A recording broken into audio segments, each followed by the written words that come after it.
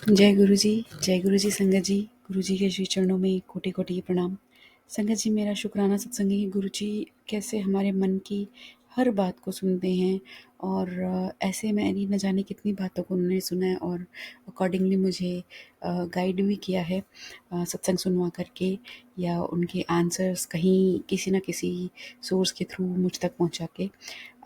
ऐसे अभी रिसेंटली मैं कुछ दिनों से सोच रही थी कि जो एक एक जो जो तपस्वी होते हैं उनके उनके फेस पर एक ग्लो होता है, एक तेज होता है। तो वो तेज आए, मतलब लाइक इतनी जो हम करते हैं नाम करते हैं ना जब जो, तो आप देखिए प्रेमानंद महाराज जी को देखते हैं तो कितना तेज है उनके चेहरे पर। हमारे गुरु जी तो स्वयं महाशिव हैं। तो मैं वो कितने, मतलब उनको देख के तो मुझे ऐसा शिव जी का वो नाम याद आता है कि सुंदर मूर्ति, जो हम शिव जी को कहते हैं। तो गुरुजी तो सुंदर मूर्ति हैं, मुझे तो वो उस स्वरूप में दिखते हैं। तो ऐसे जितने भी हमारे किसी भी तपस्वी की फ़ोटो देख लो या कोई भी बड़े संत महात्मा पुरुष देख लीजिए, उनके चेहरे पर एक अलग ही ग्लो होता है। और जो कि वो कुछ लगाते नहीं, कोई कुछ नहीं करते, वो एक तेज होता है, वो ग्लो नहीं होता, वो तेज होता है, तप का तेज होता है।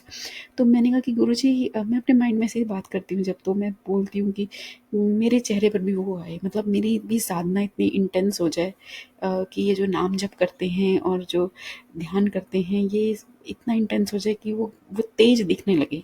और वो एक टाइम के बाद दिखता है जब आप एक लेवल पर पहुंच जाते हो। तो खैर मैं ऐसी गुरुजी से बातें करती थी, तो आज गुरुजी ने मुझे उसका सत्संग भी सुनवा दिया। तो उस सत्संग में आंटी भी आंटी को एक्चुअली स्किन कैंसर था और आंटी अपना फेस नहीं देखती थी, मतलब लाइट ऑफ कर देती थी बाथरूम में कभी मिरर देखते समय। तो ये उनकी बहुत ही पर्सनल बात थी, वो किसी से शेयर नहीं करती थी। और कुछ उनकी परेशानी भी चल रही थी और वो आंटी ओल्ड संगत थी और वो गुरुजी के टाइम की थी, तो ये उन्होंने कभी गुरुजी को कहा नहीं था। और बट गुरुजी को तो पता ही है। तो गुरुजी ने एक बार जब उनका कल्याण किया तो उन्होंने कहा कि तेरा कल्याण कितना, और अब तू ना अपनी लाइट मत ऑफ किया कर और बाथरूम में ऐसे मिरर देखा कर, मिरर से नजरें मत चुराइयो। तो आंटी को बड़ी हैरानी हुई कि ये तो इतनी पर्सनल थी कि मैंने कभी किसी को बोली नहीं, मेरी खुद की बात थी और ये मतलब गुरुजी को पता है। और कहा कि ग्लो, कुछ कुछ तो ग्लो के बारे में आंटी सोच रही थी कि गुरुजी के पास कोई आंटी सेवा करने आई थी तो उनका उनके फेस से इतना ग्लो आ रहा था। और वो तो मतलब कहती कि वो उनका ध्यान आंटी पर ही था। तो ऐसा हुआ कि फिर ऐसे करते करते मतलब कुछ ऐसा हुआ सत्संग में कि जिसमें गुरुजी ने बोला कि ये ग्लो क्या चाहती है, असली ग्लो ले, रब को रब रब से मांग ले तो तेरे पास असली ग्लो आ जाएगा।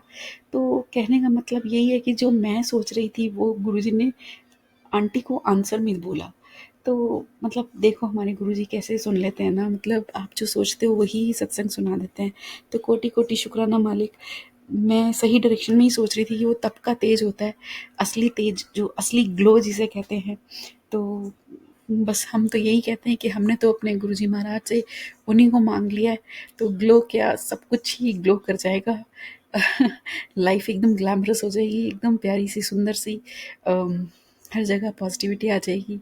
तो आ रही है और आ जाएगी। और बस हर नेगेटिविटी को गुरु जी महाराज दूर कर दें सबके जीवन से, यही मेरी अरदास है। और भूल चूक को क्षमा करें, सब पर अपनी कृपा करें। जय गुरु जी, शुक्राना गुरु जी।